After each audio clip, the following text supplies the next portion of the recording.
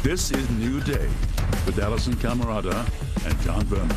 Good morning and welcome to your new day. So it isn't clear that the president, any president, has been in a situation like this before. President Trump's own Justice Department says the president directed someone to break the law and gives every indication he would be charged with a federal crime were he not president. The incoming chair of the House Judiciary Committee calls these impeachable offenses, so the stakes this morning, they're flat out different and bigger than the president has yet seen. So this is what we know. Federal prosecutors allege the president instructed Cohen to pay hush money during the campaign to two women who claim they had affairs with then-candidate Trump. Michael Cohen also spoke to a Russian offering political synergy in November of 2015, but he did not take a meeting because he already had another connection to the Kremlin. We now know that Michael Cohen is one of at least 14 associates to Donald Trump who interacted with the Russians during the campaign and presidential transition. That's according to analysis done by the Washington Post. Okay, and prosecutors say that Cohen also lied about those negotiations to build a Trump Tower in Moscow and discussed the project with then-candidate Trump well into the 2016 presidential campaign. But wait, there's more. Paul Manafort also lied about his contact with the White House. Prosecutors say they have messages showing that Paul Manafort was talking to people in the administration earlier this year, even after his 2017 indictment. And he lied about his contacts with the Russian operative who has ties to the military intelligence agency that is suspected of hacking the DNC. While all this is going on, there's a shakeup at the highest levels of the White House, maybe not coincidentally. The president announced that Chief of Staff John Kelly is out by the end of the month, and the person who was the front runner to replace him, the one that the president had his eye on, was Vice President Pence's Chief of Staff Nick Ayers, who now says he doesn't want the job. So much to discuss this morning. Joining us now, CNN political analyst David Gregory, former federal prosecutor, and CNN legal analyst Laura Coates, and author of the Threat Matrix Inside Robert Mueller's FBI and the War on Global Terror, Garrett Graff. Garrett, I want to start with you. People who were not here last hour did not see you lay this out, but you call this the worst case scenario for America, approaching that. Explain why. Yeah, what we now know from Friday is not just that Russian intelligence targeted the Trump campaign, which has been becoming clear for some time now. It's that contact was both started earlier, extended longer, and was more extensive than we realized. As you said, at least 14 different Trump associates were involved in contacts with Russians over the course of the 2016 campaign and transition. And the only question we are now in, this is where I believe we're sort of already in the worst case scenario, and the question is, how bad is it? The only question left is how extensive was that contact, how much coordination was there, and just how many Trump people were actually involved. David, when you look at the little threads that we've all been following for the past 2 years, you know, taken individually, each of them are sort of head scratchers. And then when you take them in totality, which is what happened over the weekend, where you see that we have the graphic of the 14 Trump associates, close Trump associates, top campaign people, top transition people. I mean, we're talking Jared, we're talking Ivanka, we're talking Don Jr., we're talking the campaign chairman. I mean, in totality, that Russians reached out to at least 14 close associates of Donald Trump. It starts to not look coincidental. It starts to look as if maybe people on the Trump team didn't know what Russia was trying to do, but they were being manipulated because Russia was clearly doing something intentional. Right, and what do we know at the time about all of this? We know that the Obama administration was worried about this, understood what was starting to happen, had their own internal debates about how and whether to speak out about it, but certainly began pushing back on the Russians. Now, that's a separate debate about whether the Obama administration should have done more, and that's a very intense debate. What about the culture within the Trump campaign? We know from the very top, Trump thought a reset with Russia and a warmer relationship was a good idea, not a bad idea. He obviously underplayed business dealings that he'd had in the past and was having in the course of the campaign over the summer. He talked about loving WikiLeaks, encouraged the Russian government to hack Hillary Clinton's emails and find emails that were missing, and that the press would reward him for such. And, by the way, that opposition research on a candidate, no matter where it comes from, is great stuff, and who wouldn't want to go after that? So they were open for business in the Trump campaign for those Russians who came calling. And Garrett made this point last hour. It is shocking and really inappropriate, at least, that nobody in Trump's orbit said, we don't do this. You don't allow a foreign power to start to try to influence the campaign. You don't have inappropriate contacts. It's just not what's done, because it's dangerous as well as being totally inappropriate. So that culture is what's under examination here, at least at this point. And what really is astounding this morning after the last 3 days, you take everything Garrett and David just said there, and on top of that, the Southern District of New York, which is a part of the government of the United States, the Justice Department, put in writing that the person who is now president was involved in a federal crime. Let me just put this up on the screen, P113 here. With respect to both payments, we're talking about the payments made to Stormy Daniels and Karen McDougal, Michael Cohen acted with the intent to influence the 2016 presidential election. In particular, and as Cohen himself has now admitted, with respect to both payments, he acted in coordination with and at the direction of individual one. That's legal speak, Laura, for the president knew and directed Michael Cohen to commit a federal crime. They're saying that of the president of the United States. That is crucial. It certainly is. And where have you seen before somebody who was an unindicted co-conspirator? I mean, the idea that history repeats itself and rhymes seems to be here again from the Nixon years to now. The notion that because of that Office of Legal Counsel opinion, which remember says that they do not want to actually indict a sitting president because of the effect on the executive branch of government and the American people, perhaps, and they want to delay it. What you had there was the Southern District of New York essentially saying, okay, we understand there's a legal opinion going on right now, but you're 2 years out from having perhaps this person not be a sitting president. And if you have your own Justice Department, not just the special counsel Robert Mueller team, which remember, that filing that was given to the court by the SDNY was based on a case that had been farmed out from Mueller to them. So it wasn't a direct connection, although Michael Cohen is the theme there. Mueller had to file a separate report to show people that he is not actually a part of the SDNY. So you have somebody who's not part of this alleged witch hunt that the president keeps talking about, who separately and comprehensively has now called him a felon. And you have the effect on what that's going to mean. And of course, it's not stopping.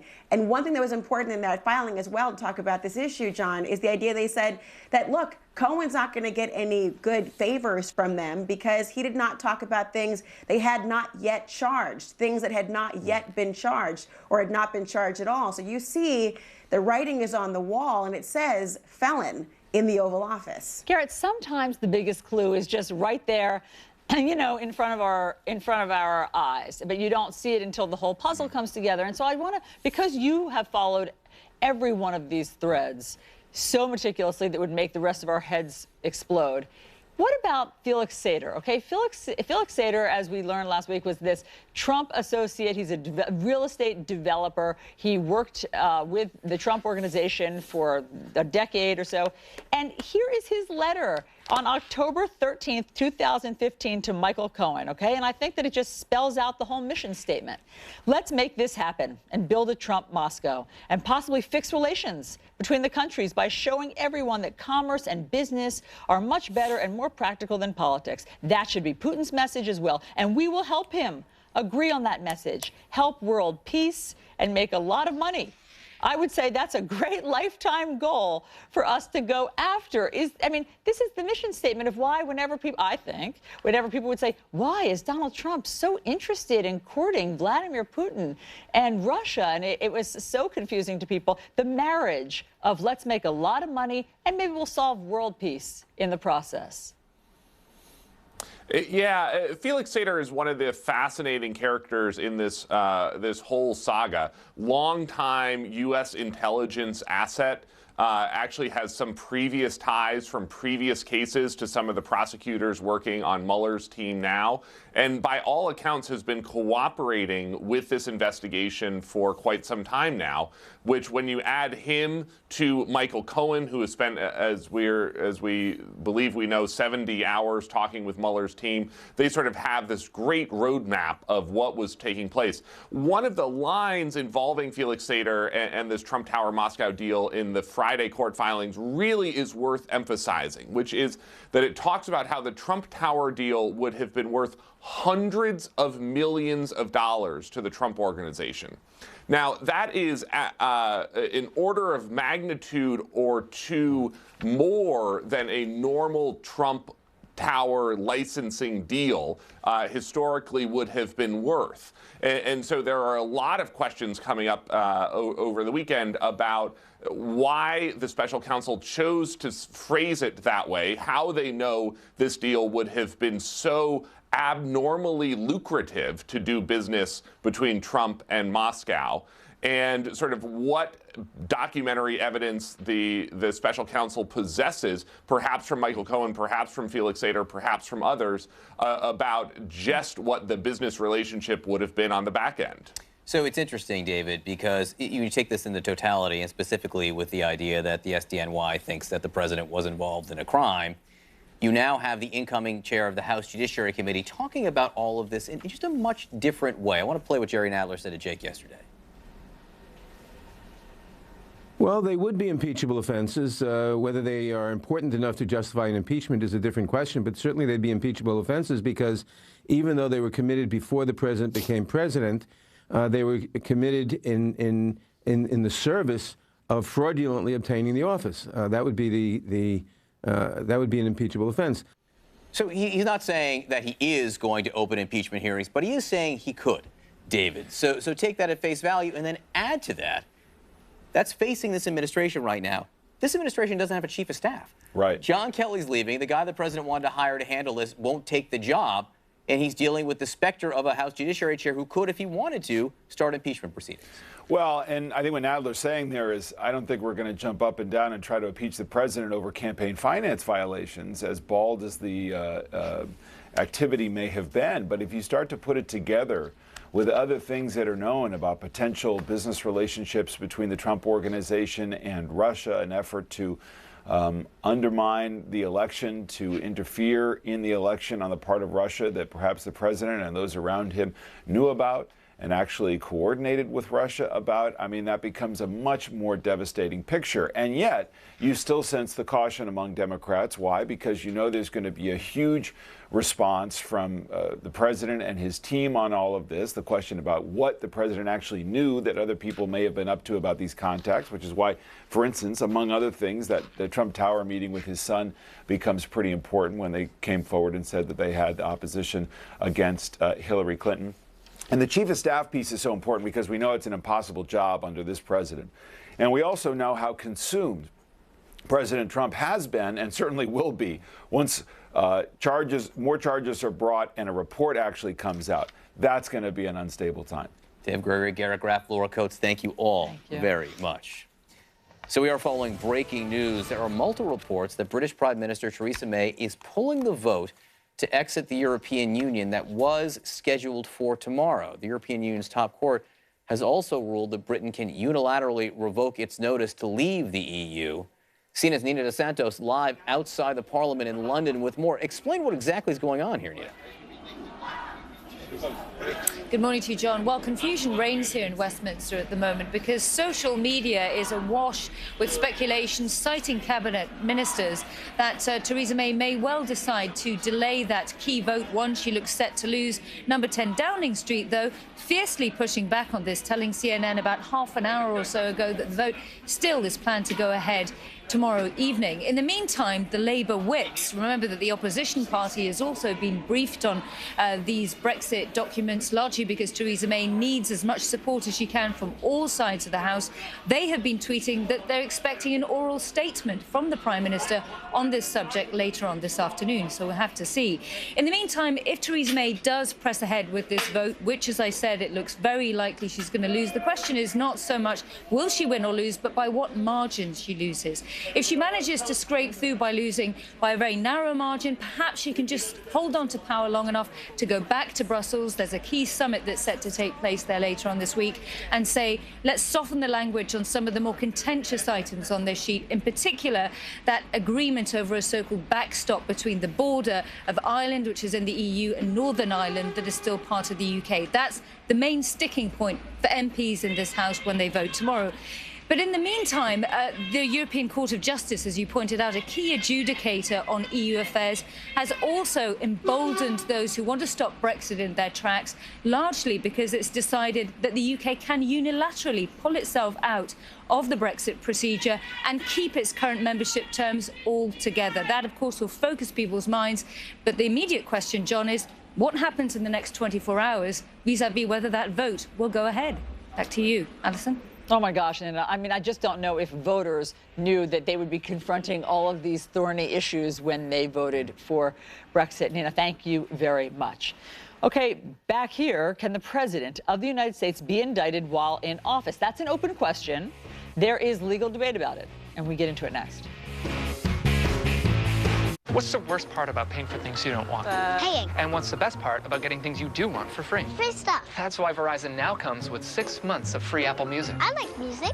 I like popcorn. How dare you? Get $300 off our best iPhones on the network you deserve. These folks, they don't have time to go to the post office. They have businesses to grow, customers to care for, lives to get home to. They use Stamps.com. Print discounted postage for any letter, any package, anytime, right from your computer. All the amazing services of the post office, only cheaper. Get our special TV offer, a 4-week trial plus postage and a digital scale. Go to Stamps.com/TV and never go to the post office again. When you shop with Retail Me Not, you find money everywhere. And when you save on everything, it really adds up. It's kind of a big deal. Retail Me Not, yours for the saving. In an era of online retail where everything is just a few clicks away, buying a car should be no different. That's why at Carvana, you can buy a car 100% online. We made it easy to browse, view, and buy from over 10,000 cars. You can even trade in your old car, all while binge watching your favorite TV show. Afterwards, we'll deliver your car to you. Or you can pick it up from one of our car vending machines. Either way, your car comes with a 7-day return policy. So grab a seat, relax in your comfy pants, and enjoy the new way to buy a car at Carvana. To most, he's Phil Mickelson, pro golfer. To me, he's, well, Dad. So when his joint pain from psoriatic arthritis got really bad, it scared me. And what could that pain mean? Joint pain could mean joint damage. Enbrel helps relieve joint pain, helps stop irreversible joint damage, and helps skin get clearer. Enbrel may lower your ability to fight infections, serious, sometimes fatal events, including infections, tuberculosis, lymphoma, other cancers, nervous system and blood disorders, and allergic reactions have occurred. Tell your doctor if you've been someplace where fungal infections are common, or if you're prone to infections, have cuts or sores, have had hepatitis B, have been treated for heart failure, or if you have persistent fever, bruising, bleeding, or paleness. Don't start Enbrel if you have an infection like the flu. Since Enbrel, Dad's back to being Dad. Visit Enbrel.com and use a joint damage simulator to see how your joint damage could be progressing. Ask about Enbrel. Enbrel. FDA approved for over 16 years. The first time I saw Gene Wilder in person, I was hooked. He made her feel that she deserved to live life. Gene had created a family atmosphere. It felt like my life went from black and white to Technicolor. As a fitness junkie, I customize everything. Bike, wheels, saddle. That's why I switched to Liberty Mutual. They customize my insurance so I only pay for what I need. I insured my car and my bike. My calves are custom too, but I can't insure those. Which is a crying shame. Only pay for what you need. Liberty, liberty, liberty, liberty.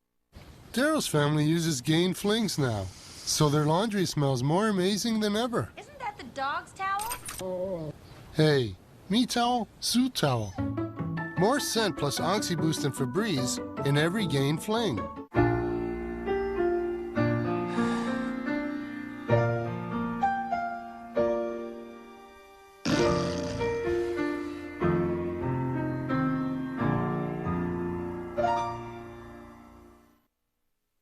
This is CNN, the most trusted name in news. For the first time, federal prosecutors are directly implicating President Trump in campaign finance law violations. This came to light in these court documents connected to the sentencing of his longtime personal attorney, Michael Cohen. The president has an interesting take on the damning documents. On Twitter, he writes, quote, "Totally clears the president. Thank you!" Exclamation point. Joining us now is Neil Katyal. He's the former acting Solicitor General for the United States. He's a law professor at Georgetown University. Professor Katyal, thank you for being here. So, case closed. President Trump says totally clears the president. Is that how you see these documents?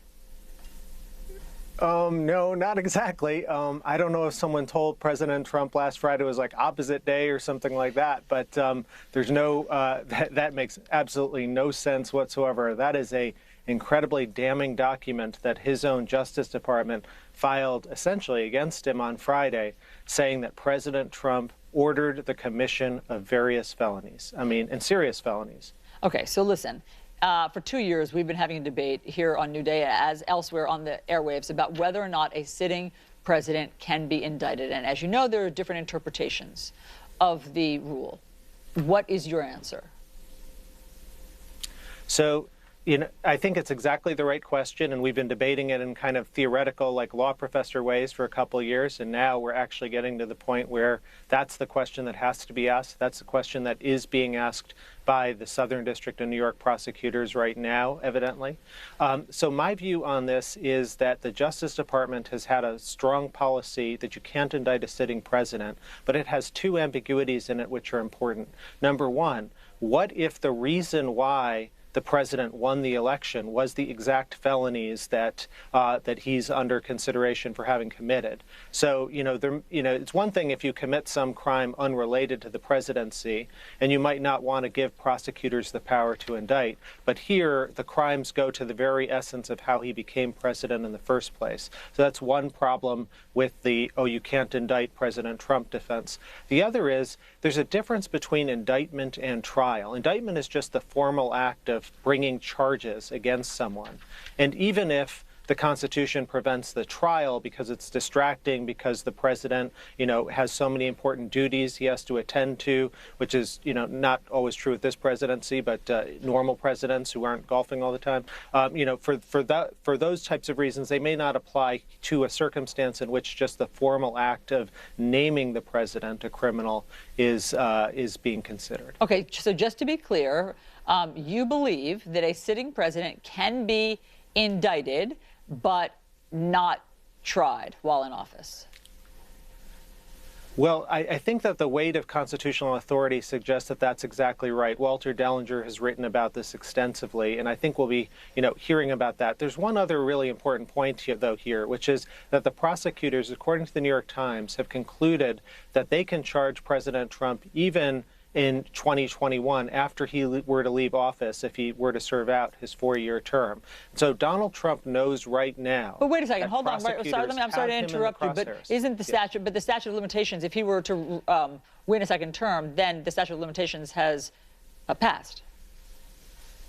Yeah, so he'd have to win a second term. Now, look, I don't think that he can actually say the statute of limitations can expire anyway, and you can't indict me during the time I'm president, because that would put him totally above the law. So you can't combine these two arguments. Either the statute of limitations works like it does for any other person and would be told, or you can be indicted while you're in office. But you can't kind of combine these to say, haha, I'm now above the law entirely, and I could, shoot someone or something like that and serve out my 2 terms and therefore let the statute of limitations expire. That seems like a bad argument. Well, but I think the more important point here is Trump knows that he's facing some pretty strong criminal liability when he leaves office, one way or another. And, you know, even if a sitting president can't be indicted, he's got to know his future looks like it's behind bars unless he cuts some sort of deal with the prosecutors. All right, well, that's a really striking statement. It's completely antithetical to what his lawyer, Rudy Giuliani, believes. Rudy Giuliani believes that he has not committed any campaign finance law, and as evidence, he presents the John Edwards case. Here's what he says. The president is not implicated in campaign finance violations because based on the John Edwards case and others, the payments are not campaign contributions.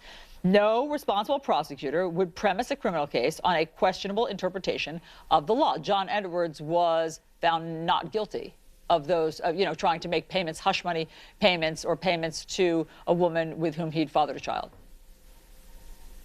Yeah, I think in my sleep, I could, deal with that were I a lawyer for the prosecutor, and Mueller certainly got lawyers far better than me on his team. But why? Where does it fall apart? There's lots of problems with that defense.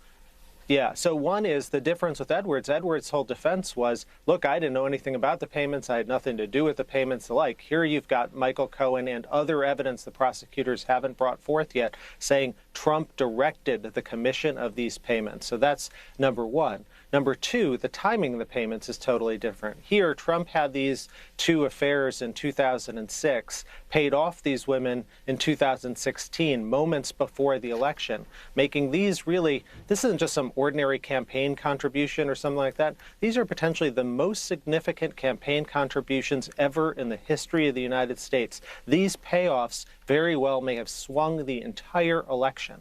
That's very different than payments made over a period of years, as it was in Edwards, to an individual. And that allowed Edwards to say, well, I was doing it to protect my wife and things like that. Here, the timing really smells and makes it look like much more it's about the campaign than it does about the president's personal life. And that's particularly so because one of the women, Stormy Daniels, had come forth back in 2011 and said some of this stuff, and Trump didn't pay anything then to protect his family or his wife or anything like that. The payments occurred right before the campaign. Neil Katyal, before the election, excuse me. We always appreciate getting your perspective and expertise on this. Thank you very much. So the new Heisman Trophy winner apologizing for tweets he posted years ago. This is the second time in a week that homophobic tweets are in the national spotlight. So what's going on here? We'll discuss next. To celebrate the Grinch movie, IHOP has all new Grinch pancakes, mint hot chocolate, and kids eat free from 4 to 10 p.m. Right, Mr. Grinch? Get IHOP's new Grinch pancakes and see the Grinch in theaters. I'll shoot you an estimate as soon as I get back to the office. Hey, I can help you do that right now. Hi, Thrive. Thrive? Yep, I'm the all-in-one management software built for small business. Hi, Thrive. Help me with scheduling? Sure thing. Up top. Hi, Thrive. Payments? Hi, Thrive. Promotions? Hi, Thrive. Email marketing? Almost there. Hold on. Wait for it. Hi, Thrive. Manage my customer list? Can do, will do. Hi, Thrive. Post on social media? Hashtag Hi, Thrive, my friend. Get your free 7-day trial today. When we were dating, we used to get excited about things like concert tickets or a new snowboard. But that all changed when we bought a house. Voila! Matt started turning into his dad. That's some good mulch. I'm awake. But it was pretty nifty when Jen showed me how easy it was to protect our home and auto with Progressive. Get this butterscotch out of here. Progressive can't protect you from becoming your parents. It took quite a bit of work, because this was a lot. This is all stapled. But we can protect your home and auto when you bundle with us. Okay, everyone. Our mission is to provide complete balanced nutrition for strength and energy. Great tasting Ensure with 9 grams of protein and 26 vitamins and minerals. Ensure, now up to 30 grams of protein for strength and energy. Smile. Are you kidding me? You need iXpand, the easy way to move photos and videos off your phone and free up space. Save at iXpand.com. Over the last 24 hours, you've finished preparing him for college. In 24 hours, you'll send him off thinking you've done everything for his well-being. But meningitis B progresses quickly and can be fatal, sometimes within 24 hours. While meningitis B is uncommon, about 1 in 10 infected will die. Like millions of others, your teen may not be vaccinated against meningitis B. Meningitis B strikes quickly. Be quick to talk to your teen's doctor about a meningitis B vaccine.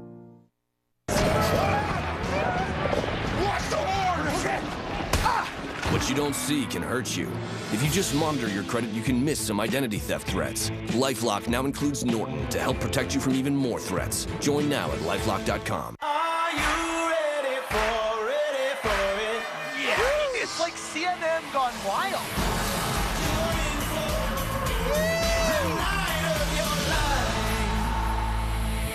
TMI.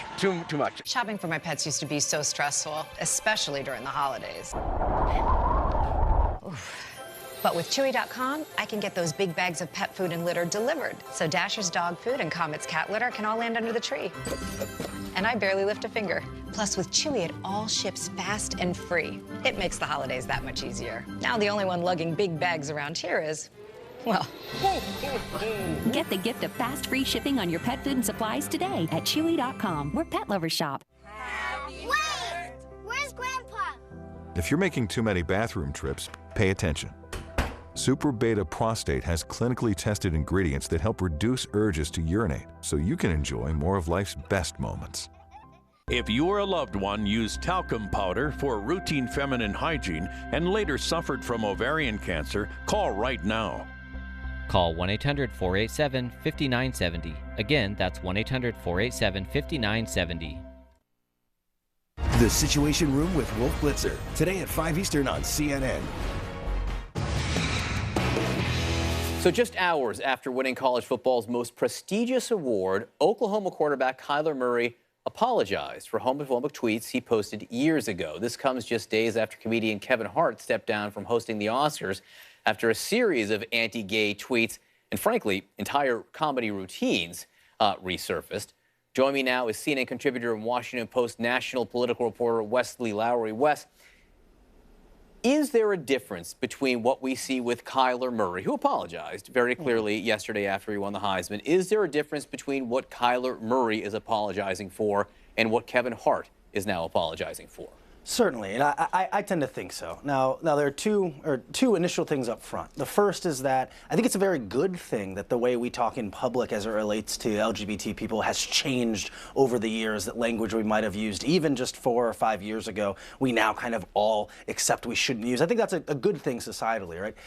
Beyond that, though, in the Kyler Murray case, this is a case of a young person, a teenager, sending tweets and jokes back and forth with their friends, and then that teenager becoming a public figure. It's a reminder, to any kids who are watching before school this morning that, look, if you become a public figure, delete all your old tweets, delete all your old Facebook posts, because the jokes between your high school buddies aren't going to look so good when all of a sudden you have a massive platform. What's different with Kevin Hart is that Kevin Hart's tweets, the things that he is now getting in trouble for, aren't just tweets. It's also full comedy routines, segments of his stand-up comedy. These were jokes where he was already a celebrity, a well-known comedian who was choosing to employ this type of language as part of his bit. And so he was an adult making a conscious decision about what his comedy was, about his artwork, and that opens it up to fair scrutiny of whether or not it was insensitive or unfair.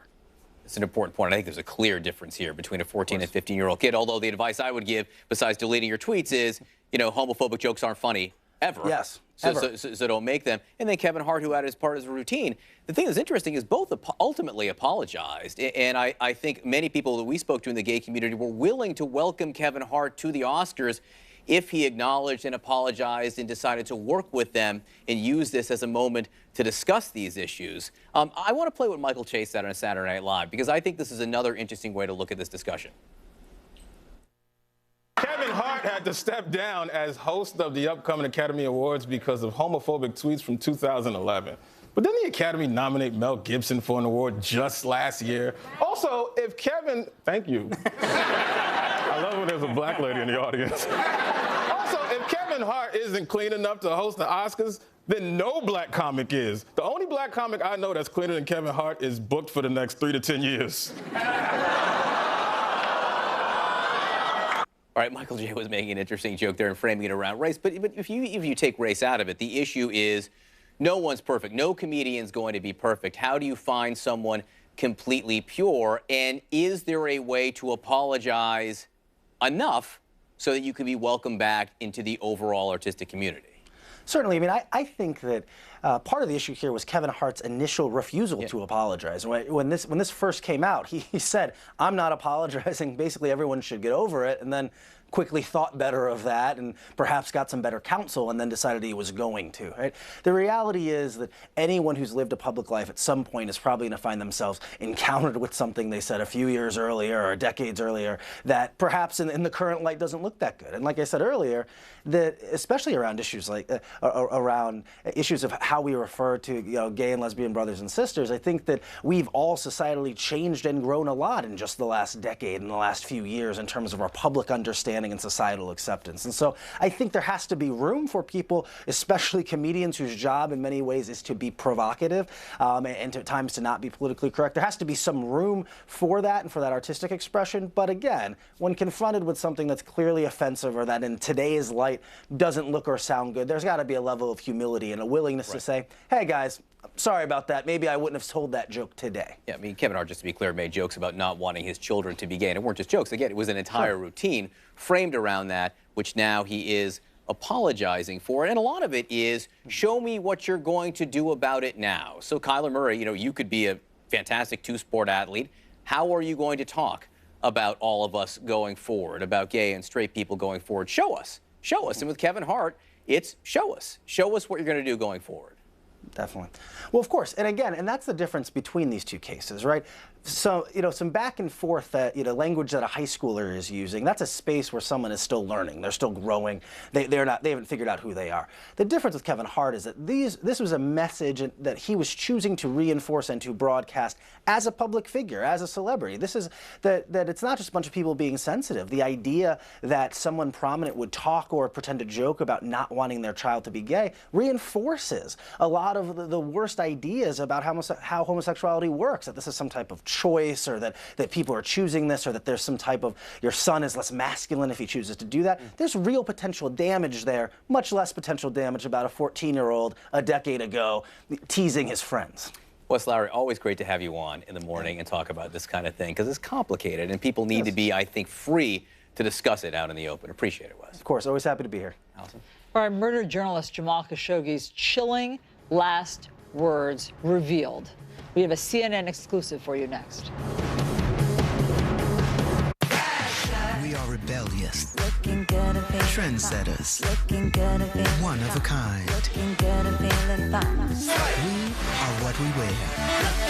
American Style, coming in January on CNN. You've had quite the career. Yeah, I've had some pretty prestigious jobs over the years. News producer, executive transport manager, and a beverage distribution supervisor. Now I'm a director at a security software firm. Wow, you've been at it a long time. The thing is, I like working. What if my retirement plan is I don't want to retire? Then let's not create a retirement plan. Let's create a plan for what's next. I like that. Get a plan that's right for you. TD Ameritrade. Your insurance rates skyrocket after a scratch so small you could fix it with a pen. How about using that pen to sign up for new insurance instead? For drivers with accident forgiveness, Liberty Mutual won't raise their rates because of their first accident. Switch and you could save $782 on home and auto insurance. Call 1-888-592-3456 for a free quote today. Liberty Mutual Insurance. Liberty, liberty, liberty, liberty. Can you feel it? Can you feel it? There's endless fun with great toys and games for everyone at Amazon. With low prices and free shipping on millions of items, for everything you need this holiday, visit Amazon.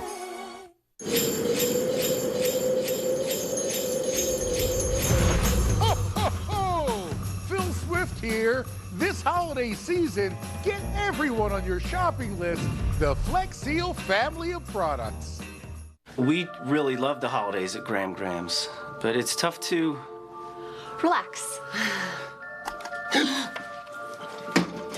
The Dish guy heard us. Said with the Dish Anywhere app, we could bring the comfort of our home TV along with us. Live TV, on demand, even our DVR shows. Feel good shows. That put us right at ease. Mostly.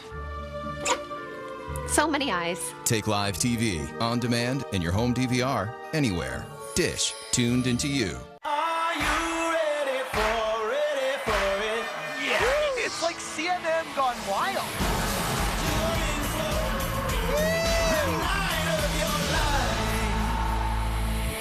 TMI. Too much. We believe our country is at war, a cyber war. We believe the enemy, ransomware, is rapidly growing in sophistication and its ability to infect. We believe the enemy is exploiting a hole in our defenses. Foreign-made, obsolete, blacklist antivirus. We believe ransomware, if left undeterred, will become a menace to our society. We are PCmatic, the people's militia to defeat the ransomware empire. We believe we must urgently develop and deploy advanced technologies to thwart the ransomware offensive. Whitelist security ensures servers with business and government's critical information cannot be penetrated. We believe effective security should be affordable, and not just for large and rich organizations. We believe security solutions should be easy to use, install, and maintain. We believe that we can build an army of smart and honest work-at-home employees. We believe in our alliance of security resellers to aid businesses and government agencies. We will defeat the enemy and win this war. Join the ransomware resistance. This is CNN, the most trusted name in news. U.S. senators briefed by the CIA on the murder of Washington Post columnist Jamal Khashoggi say they are horrified. Now, a source has given CNN an exclusive briefing on that audio recording of Khashoggi's final moments. CNN's Nick Robertson was provided exclusive details of the transcript of that audio recording. CNN can now reveal Jamal Khashoggi's last words. I can't breathe. I can't breathe. These previously undisclosed details of what happened that afternoon in October come from a source who's been briefed on the investigation. The source has read a full transcript of an audio recording of Khashoggi's horrific final moments. Within moments of his fateful steps into the consulate, Khashoggi recognizes someone, asks why they are there. The answer: you are coming back. According to CNN's source, the Turkish transcript identifies that person as Mahir Abdulaziz Mutreb, a former Saudi diplomat and intelligence official working for Crown Prince Mohammed bin Salman, whom Khashoggi knew. Khashoggi is clearly alarmed and replies, "You can't do that. People are waiting outside for me." According to the source, the conversation ends right there. The transcript indicates noises as people set upon Khashoggi. And very quickly, Khashoggi can be heard saying, "I can't breathe." He repeats it again, "I can't breathe. I can't breathe." What happens belies initial Saudi claims. His death was a grave mistake. CNN's source says it's clear from his reading of the transcript Khashoggi's murder was no botched rendition attempt, but the execution of a premeditated plan to murder the journalist. But it is what happens next that is really horrific. The transcript records many voices and noises, then says scream from Jamal, again scream, then gasping. Noises are identified as saw and cutting. Then a voice Turkish authorities identify as Dr. Saleh Mohammed Al-Tubaiki, the head of forensic medicine at Saudi Arabia's Interior Ministry. He says, if you don't like the noise, put your earphones in or listen to music like me. According to the source, Mutreb, the apparent leader of the team, makes at least 3 phone calls during the murder to a number Turkish officials identify as being in the Saudi royal court. Only Mutreb's side of the conversation can be heard, but there is no sense of panic or of an operation gone wrong. Mutreb tells the person in Riyadh, "Tell yours," that the source takes to mean your boss or your senior, "the thing is done. It's done." CNN reached out to Saudi officials to get a response from those named in this report and were told Saudi security officials have reviewed the transcript and tape, and nowhere in them is there any reference or indication of a call being made. A Saudi source close to the Saudi investigation says both Mutreb and Tubaiki deny making phone calls. And while the transcript provides no smoking gun directly tying Crown Prince Mohammed bin Salman to the killing, it seems to echo Senator Lindsey Graham's sentiments after hearing the CIA's assessment of Khashoggi's killing. There's not a smoking gun, there's a smoking saw. Okay, so our CNN shared our source's detailed description with the office of a senator who was briefed by the CIA early this week. And we were told that the CNN report of the transcript was consistent with the briefing that the senator received. And CNN's international diplomatic editor, Nick Robertson, joins us live now. Nick, it's chilling. I mean, everything that you have learned, that the source has revealed to you, is just even more chilling than we could have imagined. So why are the Saudis disputing that that phone call was made? Yeah, look, the phone call is the thing that ties this operation very clearly and very closely to Crown Prince Mohammed bin Salman. As we heard over the weekend from Senator Lindsey Graham, he said there is a ton of intelligence, those were his words, a ton of intelligence that supports that this group there sent to kill Khashoggi were working for the Crown Prince. This idea that there wasn't a phone call seems to be a very weak defense, in as much as the source says that it's very clear that there's a phone call, and this is the working hypothesis of the transcript, that this was a phone call because you only hear one half of the conversation, and it was discordant with all the other conversations going on in the room, that this was very clear it was to somebody else who wasn't responding. A ton of intelligence supporting this, says Senator Lindsey Graham. Nick, thank you for all of the excellent reporting on this. We appreciate it. John. All right, so if you feel like the revolving door at the White House is spinning a bit more quickly lately, you are right. And in fact, the rate of turnover in President Trump's White House is not just high, it's historic. CNN senior political analyst John Avlon joins us now with a reality check. Sir. That's right, John. A fine-tuned machine. That's how President Trump often describes his administration. But we've seen major turnover at senior levels, always denied at first by the administration. But as of today, Trump turnover stands at 62%, according to Brookings. That's more in the first 2 years than any modern president. And that's just counting the executive office of president. When you start including cabinet secretaries and others, the list becomes unusual. Attorney General Jeff Sessions, FBI Director Jim Comey, National Security Advisors Michael Flynn and H.R. McMaster, UN Ambassador Nikki Haley, Communications Director Scaramucci and Hope Hicks. Add to that Steve Bannon, Reince Priebus, Sean Spicer, Tom Price, Rob Porter, Scott Pruitt, Don McGahn, Omarosa. The list goes on and on and on. And the latest in this very long episode of As the West Wing Turns is Chief of Staff John Kelly. Now, just a few months ago, President Trump asked Kelly to stay on through 2020. And last month, Trump called all reports of internal discord between them fake news. Well, now he's sounding a little more like Emily Litella. Never mind. Now that Kelly's out, Trump has achieved another first. The most chiefs of staff in the first 2 years in office. That's right. Since the chief of staff became an official position under Harry Truman, Trump will become the first to have 3 in his first 2 years. And because there's a Trump tweet for everything, here's a gem from 2012. Quote, 3 chiefs of staff in less than 3 years being president? Part of the reason why Barack Obama can't manage to pass his agenda. And even that's misleading. Obama's first chief of staff, Rahm Emanuel, served from Inauguration Day through October 2010 when he resigned to run for mayor of Chicago. Then Pete Rouse came in explicitly as an interim solution for just 3 months before Bill Daley came in for a year. Now look, losing a chief of staff is a big deal. Even one who's been quoted by Bob Woodward as calling you an unhinged idiot who runs his White House like a crazy town.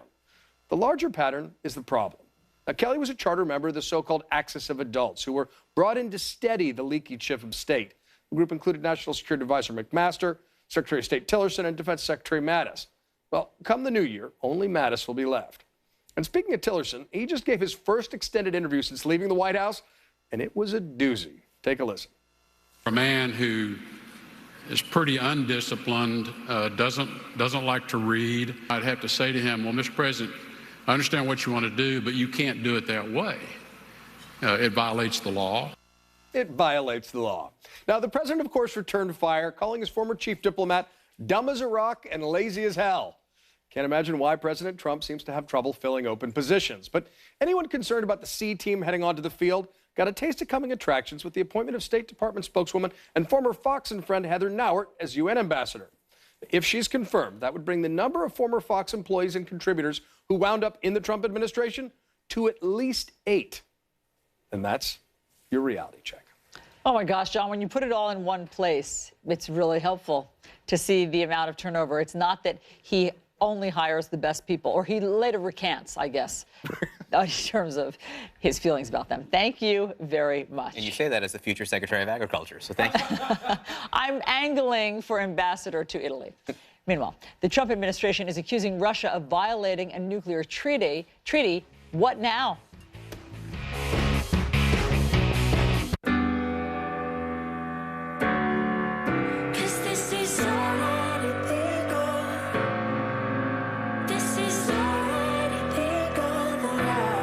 There to be devoted. Jared.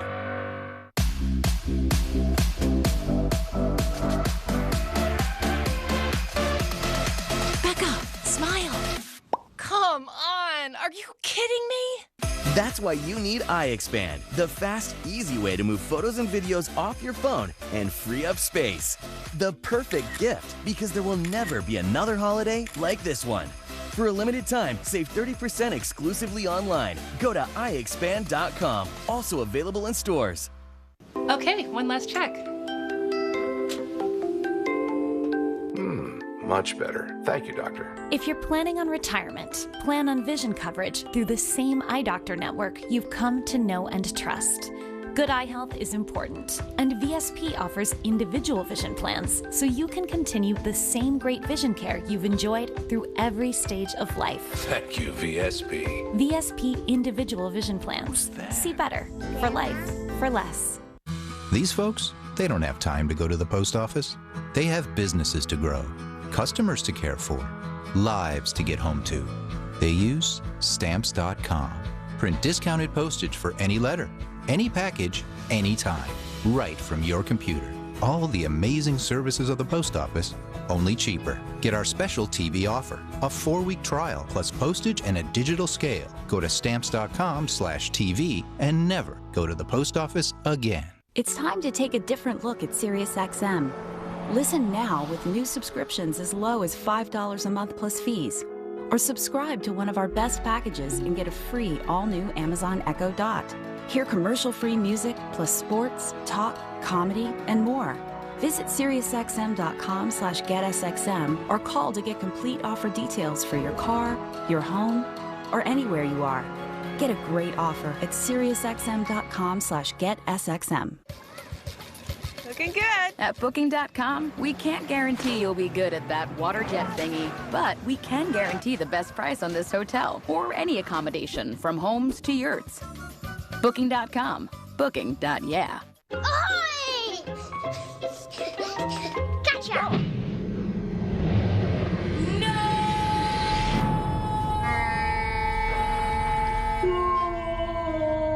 Quick! The Quicker Picker-Upper. Bounty picks up messes quicker and is 2 times more absorbent than the leading ordinary brand. Bounty, the Quicker Picker-Upper. On a budget? Try Bounty Essentials. What makes this simple salad the best simple salad ever? Great tasting, heart healthy California walnuts. So simple, so good. Get the recipes at walnuts.org. Going to extremes for perfect skin? Where does it end? New Olay Whips. While not equal to cosmetic procedures, our B3 complex hydrates to smooth skin. Injections, rejected. Beautiful skin, accepted. Olay. I got a certain way I like to do things. I like Consumer Cellular. I get unlimited talk and text for just $25 a month.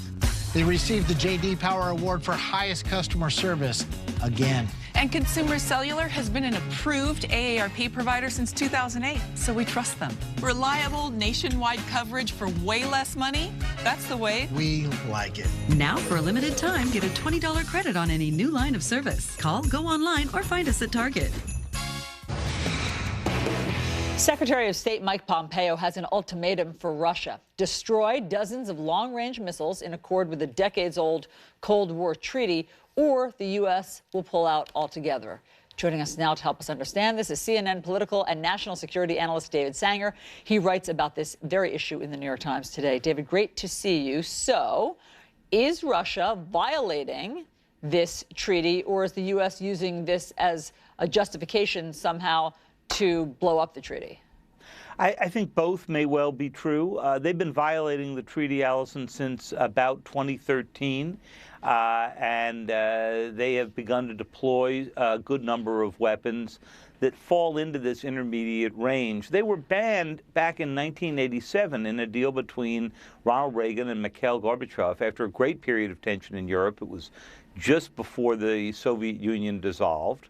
And this was a great relief to Europe that they were no longer under the threat of these nuclear missiles that the Soviets have been deploying that were clearly aimed at European capitals. But today, the problem is so much harder, Allison, because back then, the only two countries that had a significant number of these missiles were the United States and Russia. Today, China has them, India has them, Iran, North Korea. We found about 10 countries that are deploying these, most of them in Asia, and that's mostly what the Trump administration is worried about. Well, there you go. I mean, maybe the Trump administration is correct that this is an outdated Cold War treaty that needs to be updated to incorporate all of those other countries.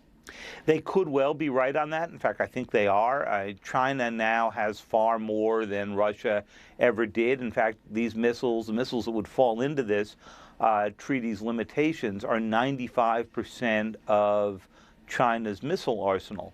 But China was never a member of the treaty. And what was missing when we went out to go do the reporting and when we listened to briefings that the administration provided last week after they did this ultimatum with President Putin, was that there is no diplomatic plan right now for trying to expand the limitations to all the new countries that now have these weapons. And in fact, what it looks like is the administration just wants to be free of the Russian treaty to then begin to build up. Now, maybe they'll start an initiative later, but it wouldn't be really like the Trump administration, which seems to want to be free of treaties, not to be constrained by them. I mean, obviously, the worrisome possible scenario down the road is arms race. That's exactly right. Now, many in the Trump administration would say that arms race is happening anyway, just without us. That the Chinese are building up, the Iranians and others. Why should the U.S. be limited in countering them? The fact of the matter is we have a nuclear force that can reach each of these countries with all kinds of other weapons, and this treaty only covers ground-based weapons, not anything that's on a ship. So we have all kinds of options that many other countries do not. But, you know, I think when you step back from this, Allison, the big issue is this, that for 30, 35 years, we've been reducing the number of nuclear weapons that we and the Russians have. And many other countries, of course, have come into this along the way. We could be at that inflection point where the United States starts building up its numbers again. That's exactly where we thought we weren't headed 8 or 10 years ago when President Obama was saying he wanted to reduce the role of nuclear weapons in American national security. It looks like that's being reversed. I mean, right, just when you don't need another thing to be nerve-wracked about something that seemed to have been put to bed. Here's what Mike Pompeo, Secretary of State, has said about why they are questioning all of this on December 4th. Listen to this. While Russia is responsible for the demise of the treaty, many other states, including China, North Korea, and Iran, are not parties to the INF Treaty. This leaves them free to build all the intermediate range missiles that they would like. There is no reason the United States should continue to cede this crucial military advantage to revisionist powers like China, in particular when these weapons are being used to threaten and coerce the United States and its allies in Asia. David, we only have a few seconds left. What's next? Well, interesting question is whether there's diplomacy next. I mean, I think you'll see them deploy this against China. On the Russia side, Allison, you're really seeing one of the policy implications of the Russia inquiry and scandals here, because it's frozen the president's ability to engage with President Putin on critical issues like this. David Sanger, thank you very much for sharing all of your reporting with us. Great to see you. Great to be with you. John. Yeah, so on the subject of Russia, let's get to our big story. He may be the first president to face the real prospect of jail time. It's a miscarriage of justice. We should not have special prosecutors going after one person. The key phrase is directed by individual one. Directed by implicates the president in a felony. No one should be above the law. We deserve the truth. It's been a long 2 years for General Kelly. Perhaps it is time for arrest. There was internal resistance to Ayers from senior staff that went beyond Ayers' reluctance to take the job for the long haul. President Trump definitely feels comfortable with Meadows, but whether the political chemistry is there, it's a little hard to tell right now. This is New Day with Allison Camerata and John.